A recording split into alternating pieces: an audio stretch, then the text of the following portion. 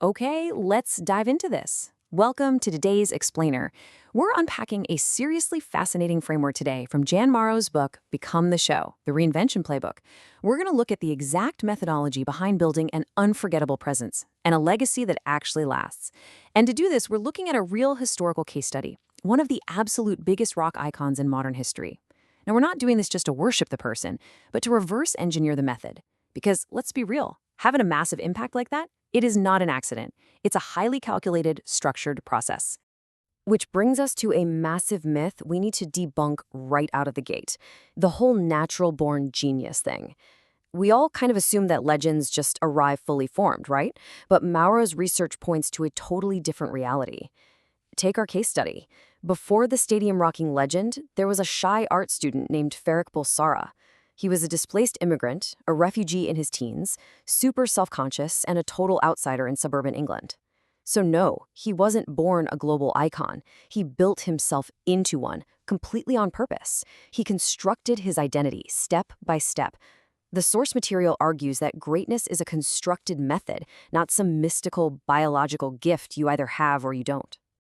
Let's move to and see how this builds. Mauro breaks this construction down into 4 distinct moves. Move 1 is invent the self. Move 2, build the instrument. Move 3, command the room. And move 4, compose the legacy. Keep in mind, the stage here is really just a metaphor. Whether you're walking into a corporate boardroom, pitching a startup, or stepping onto a literal theater stage, these are the sequential steps to authoring your presence. So move 1, invent the self. The core idea here is that identity isn't something you just inherit and carry around passively. It's actually something you actively choose in design. Think about our case study. Ferik Bulsara picked a completely new name. He chose Mercury, as in the swift messenger of the gods. Why? Because picking a bold new name acts as a really powerful commitment device. It forces you to make a public promise about the ambitious new self you're authoring, way before you have the evidence to back it up. But to invent that self, you have to confront a major roadblock. How many times have you asked yourself, am I actually allowed to do this? We spend literally years waiting for some external gatekeeper to tap us on the shoulder and tell us we're ready. Well, this playbook challenges you directly to stop waiting to be picked. You have to grant yourself permission to lead, to create, to just step up before you even feel fully ready. Actually, the confidence comes as a result of taking the action, not the other way around. And this brilliantly illustrates a key distinction. Does inventing a self mean you're being fake? No, absolutely not. There is a massive difference between a mask and a persona. See, a mask is defensive. It's worn out of shame, to hide an unstable, frightened core. It's exhausting because you're terrified it's going to slip. A persona, on the other hand, is a tool. It simply amplifies your genuine, underlying traits for a specific purpose or a specific room. Because it's built on a really stable core, a persona can be safely and easily taken off at the end of the day. All right, once you've decided who is performing, we arrive at move 2, build the instrument. This is the unglamorous, behind-the-scenes engineering of talent.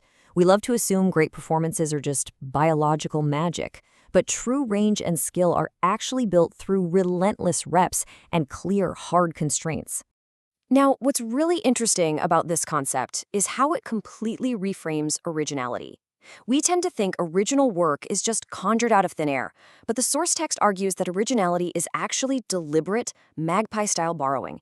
It's taking pieces from completely different fields and fusing them together so tightly that nobody even recognizes the original parts.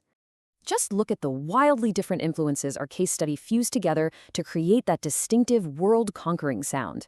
I mean, he wasn't just studying rock and roll. He was pulling from the sheer grandeur of opera, the high camp and showmanship of cabaret, and leaning heavily on his college training in visual design.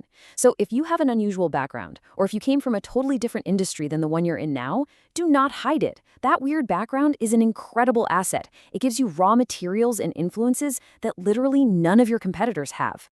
Now, as you fuse those influences, you are going to hit limits. And usually we hate limits, right?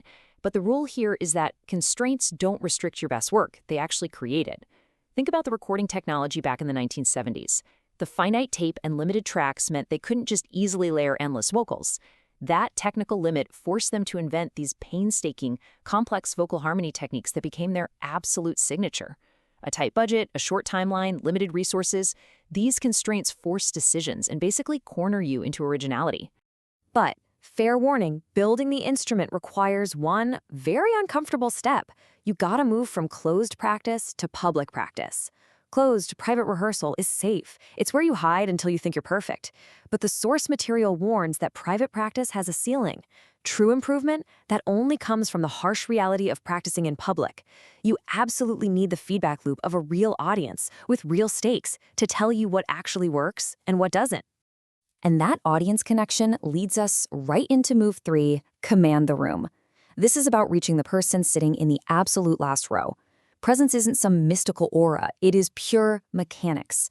Whether you're pitching a crucial client or running a giant town hall meeting, commanding the room means deliberately scaling your energy. You can't perform at your own comfortable conversational level. You have to actively project. To see how this is done perfectly, the author deconstructs one of the most legendary 20 minutes in live music history, the 1985 Live Aid performance at Wembley Stadium.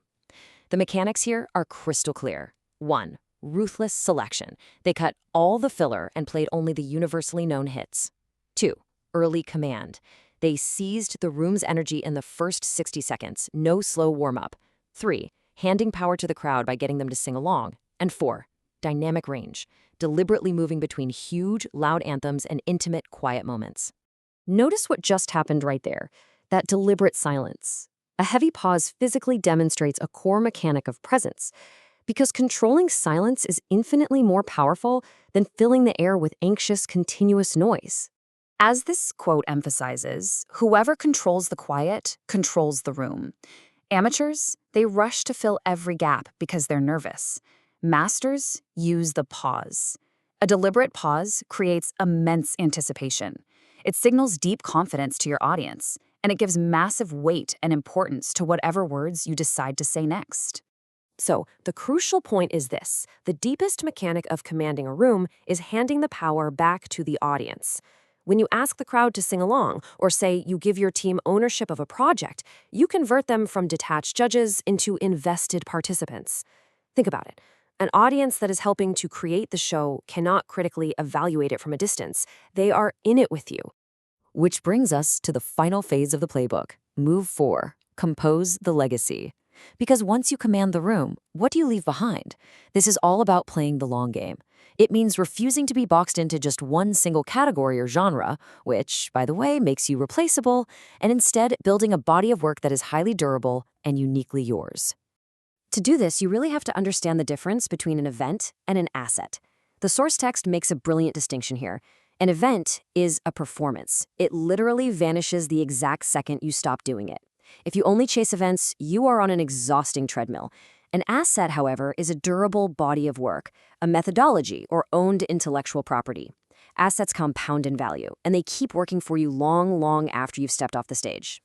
And protecting those assets is absolutely vital. Just look at this number, $1 billion. In 2024, because the artist and the band carefully protected their ownership rights and didn't just sign them away for some short-term fame, their music catalog was valued at over $1 billion. It's a staggering reminder that owning your work, understanding the business, and protecting your rights is just as important as the act of creating it in the first place. Finally, composing a legacy means composing your exit. Every project ends, right? Every job ends. Every life ends.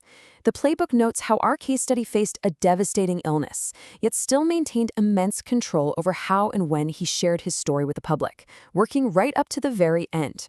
Composing your exit means closing out projects, roles, and chapters with dignity, intention, and control. It is the absolute final act of authorship over a life's work. So I want to leave you with this provocative question to chew on today. Look at the projects you're pouring your energy into right now. Is your work just a temporary event, or are you actually building a lasting asset? Take these 4 moves, invent yourself, build your instrument, command your room, and compose your legacy. And step off the admiration side of the glass. The stage is yours. Thanks for joining this explainer, and we'll catch you next time.